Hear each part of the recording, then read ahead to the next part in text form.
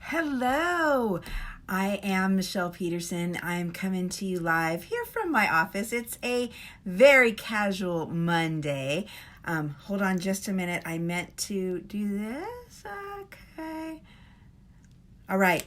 So even though you don't have, when you have minimal makeup, you still want a little gloss on your lips. And this gloss, my Mary Kay Fancy Nancy, it's like my go-to when I just want to have a little bit of shine, a little bit of color, and keep my lips super soft. This will help with the chappedness too. Anybody else have that problem? I know. I did not get on here to talk about lip gloss though. I am talking today about a just cause, and a just cause that is defining your business, defining your life, where you're going in your business and your life. And I did not come up with this idea myself. I am currently reading The Infinite Game by Simon Sinek, and in it he's talking about a just cause. Now, let me just read you from the cover flap of this book. How do you win a game that has no end? He writes. Finite games, according to James P. Carse, have known players' fixed rules and a clear end point. The winners and losers are easily identified, like in a game of football or chess. In infinite games, on the other hand, like business or politics or life itself, the players come and go. The rules are changeable and there is no defined endpoint. There are no winners or losers in an infinite game. There is no such thing as winning business or winning life. So I am reading this book actually at the encouragement of a good friend of mine. She's reading it too. And I'm only I'm on chapter 4 now. So he's talking about identifying the infinite game, and he's talking about this just cause in the very beginning chapters. And what is so cool about when you define your just cause, it's different from identifying your why. And this is how he defines it, how he just separates it, is a why comes from your past. It's more of your origin story. A just cause, on the other hand, is about the future, and it defines where we are going, like I say, in business and in life. And it can be really powerful. I'm seeing this already. It can be really super powerful. So Simon Sinek identifies a just cause as having to have 5 things. And now remember, this is identifying where we are going. It must be for something. It's not taking a stand against something. It is what we're standing for. And it must be affirming and optimistic. It has to be inclusive. Your just cause has to be open to anybody, any and all people who want to contribute to this just cause. It must be service oriented, right? For the primary benefits of others, not yourself. Resilient, which means it's able to endure change in the world environment around it. And then the 5th thing, it must be idealistic. And this is big. It has to be big, bold, and ultimately unachievable. Now, unachievable, you think, why? We always are taught to have these goals that are achievable, right? Well, his opinion is for this just cause that it needs to be that unachievable thing, because once it's achieved, then the game is done, right? And his thing is that this is an infinite game that we are playing, that it does not just end, that it's something that we are creating that is going to just last and outlast us, right? For the betterment of the world around us. It's our legacy, if you will. So I've been thinking about that a lot in my Mary Kay business. And Mary Kay is famous to have said, I envisioned a company in which any woman could become as successful as she wanted to be. Let me read you that again. This is a quote from Mary Kay Ash herself. I envisioned a company in which any woman could become as successful as she wanted to be.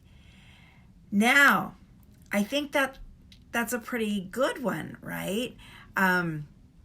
It is for something, for the success of women. It's inclusive, any woman. It is service oriented. It's for the good of all these other women, not just Mary Kay herself or the business itself. It is resilient, right? Because it's able to endure whoever's president, whatever politics are going on, wherever in the world you're living, right? And is it idealistic? Is it big and bold and ultimately unachievable? It probably, right? So it probably checks off all the boxes. So I like that, but I think I've added a couple of things to my personal just cause.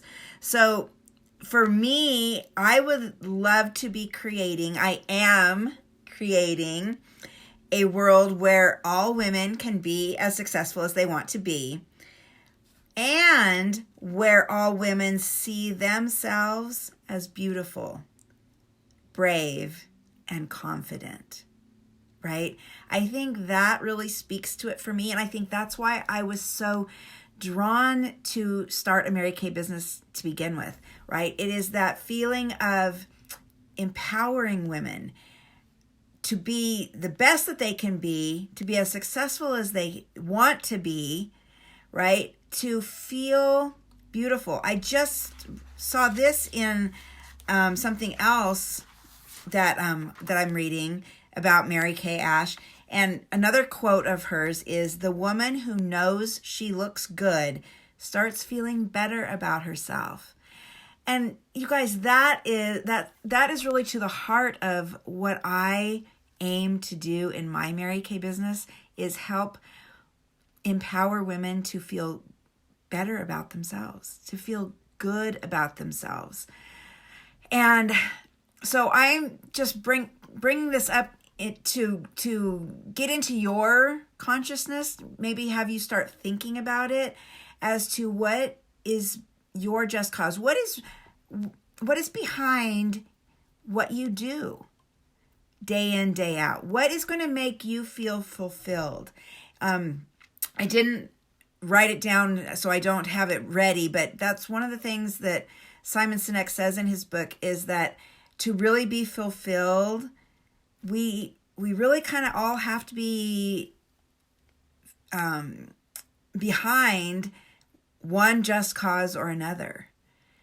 And so I encourage you to define your own just cause, and then let it be the defining compass for how you live your life, right? So as a reminder, the just cause, there's 5 key things to a just cause, right? It has to be for something. What do you stand for? What are you striving to create? What are you for? Something that is, second is, it has to be inclusive, open to any and all who want to contribute to it. 3, service oriented. It must be in the service of others, to benefit others, not primarily yourself. Now in this, and Simon Sinek says this too, and I do believe this. Just because it is a just cause, it doesn't have to be charity. There is nothing wrong with making money while going for your just cause, right? To contributing to your just cause. There's nothing wrong with making money for yourself as well. However, you're really going to see success when that just cause is first and foremost for the benefit of others. Okay? So like in Mary Kay, for example, yes, I am going to make money when I sell a foundation or a skincare set to somebody else. Of course, I'm going to make money for that.